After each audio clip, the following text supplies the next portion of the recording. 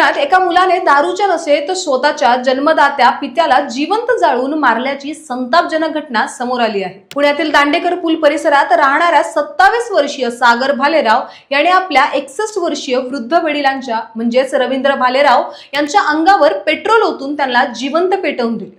7 February रोजी संध्याकाळी घडलेल्या या घटनेने दोघे पिता पुत्र सुतारकामावरून घरी परतल्यानंतर दारूच्या नशेत असलेल्या सागरने वडिलांना शिवीगाळ करण्यास सुरुवात केली। वडिलांनी त्याला समजवायचा प्रयत्न केला असताच चिडलेल्या सागरने दुचाकीच्या टाकीतून पेट्रोल काढून वडिलांच्या अंगावर फेकले आणि त्यांना आग लावून दिली।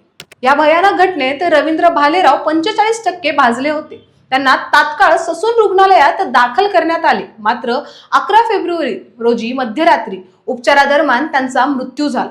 सुरुवातीला नातेवाईकांनी तक्रार देण्यास नकार दिली होती, परंतु घटनेचे गांभीर्य ओळखून पर्वती पोलिसांनी स्वतःहून फिर्यादी होत आरोपी मुलगा सागर भालेराव याच्यावर खुनाचा गुन्हा दाखल करून त्याला बेड्या ठोकल्या आहेत। एका व्यसनी मुलाच्या संतापामुळे एका कष्टाळू पित्याचा असा दुर्दैवी अंत झाल्याने संपूर्ण शहर हळहळ व्यक्त करत आहे। आता या घटनेवर तुम्हाला काय वाटतंय मला कमेंटच्या माध्यमातून सांगायला विसरू नका आणि पाहत रहा न्यूज डॉट्स।